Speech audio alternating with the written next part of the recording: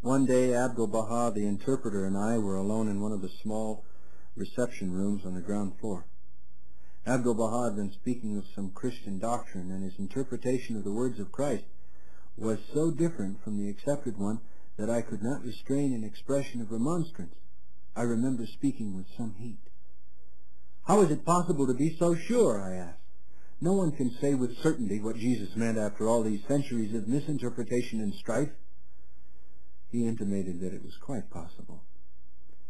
It is indicative of my spiritual turmoil and my blindness to his station, that instead of his serenity and tone of authority impressing me as it warranted, it drove me to actual impatience.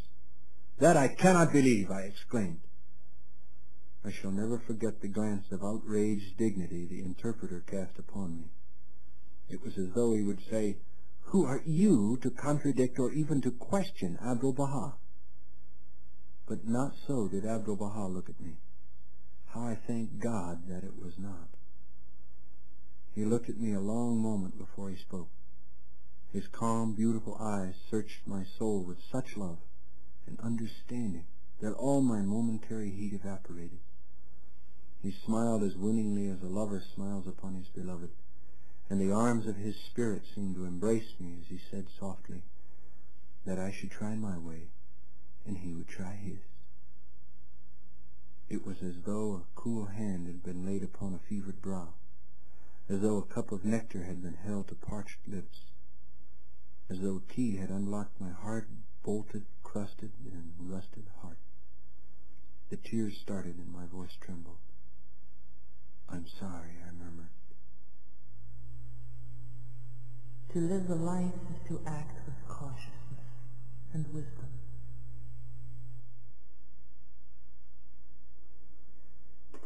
In the very early days of the knowledge of the cause of Baha'u'llah in America, Mrs. Getzinger was in Akka, having made the pilgrimage to the prison city to see the Master.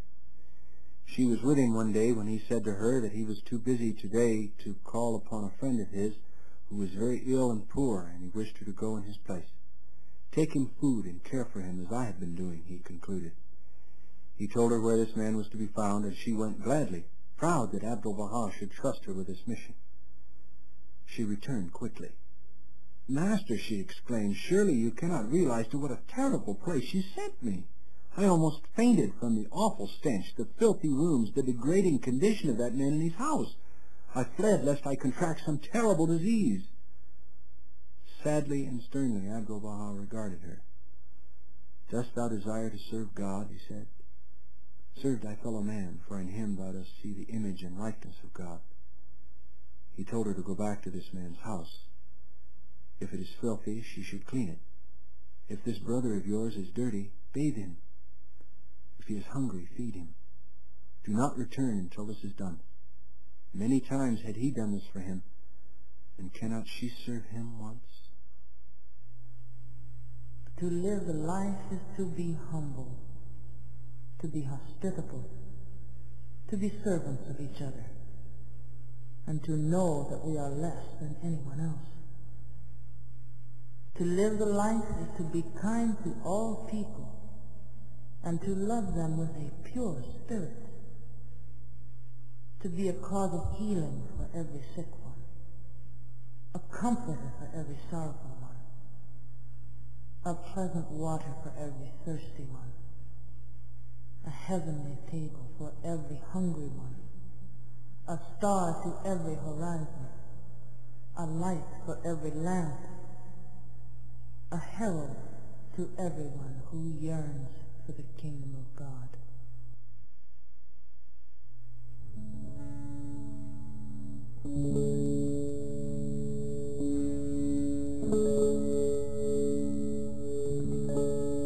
Say, verily a word hath gone forth in favor from the most great tablet,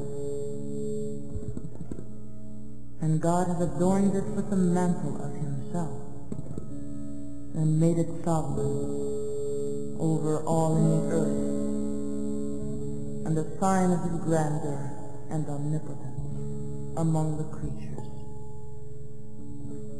in order that through it the people shall praise their Lord, the mighty, the powerful, the wise, and that through it they shall glorify their Creator and sanctify the self of God, which standeth within all things. Verily, this is naught but a revelation upon the part of the wise, the Ancient One.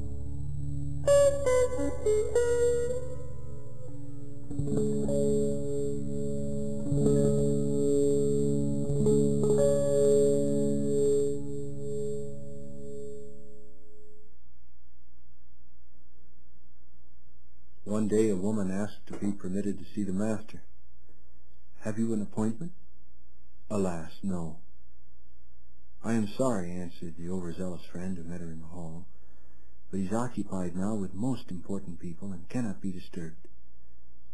The woman turned away, feeling too humble to persist in her appeal, but oh, so bitterly disappointed. Before she had reached the foot of the stairway, she was overtaken by a breathless messenger from Abdul-Baha. "He wishes to see you. Come back. He has told me to bring you to him."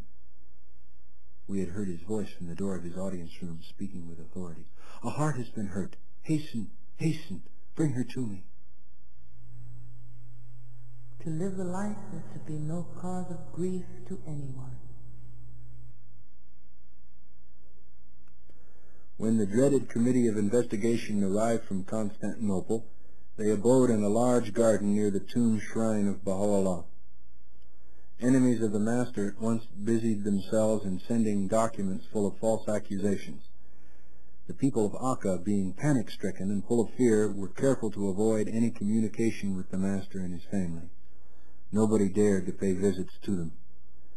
Abdul-Baha wrote to the committee, informing them that there were many enemies who were capable of forging and posting a letter in his name full of untrue statements. The committee assured him that they would be aware of and suppress any such document. After the investigations in Akka were completed, the committee proceeded to Haifa, where they examined the building on Mount Carmel. When they returned to Constantinople, they presented their report to the Sultan. The main points were three. 1. Abbas has made Akka a Mecca and Haifa a Medina unto himself. 2. He has made a banner with Ya Baha'u'llah emblazoned upon it. With this he is endeavoring to foment a rebellion among the Arabs. 3. He, Abbas, is establishing his government in that neighborhood. Such was the report presented to His Majesty the Sultan at Constantinople. The Master wrote to the Sublime Porte at Constantinople, replying to the three accusations contained in the report of the Committee of Investigation. To make a Mecca of one town and a Medina of another town is not in the power of my hands to accomplish, therefore it is an absurd accusation. The statement that I have established a government in this place with myself as king is quite the highest honor you could possibly confer upon me, and the highest praise. For a prisoner so carefully watched and guarded day and night, to be able to institute a government would be absolutely miraculous. Therefore the accusation is truly a tribute to my ability. Concerning the banner which I am supposed to have had made with that special emblem upon it, it is very strange that neither the Wali nor any other government official has ever seen it. Moreover, for me to possess such a flag and to carry it far and wide among the Arabs to raise a revolt would need the help of the angels of God to render it invisible to the sight of all others. To live the life is to be truthful. When the Sultan eventually received the report of that committee of investigation, he sentenced the Master to banishment. But before the decree was carried out, the Young Turk Revolution took place. The Sultan was deposed, and the religious, with the political prisoners, were set at liberty.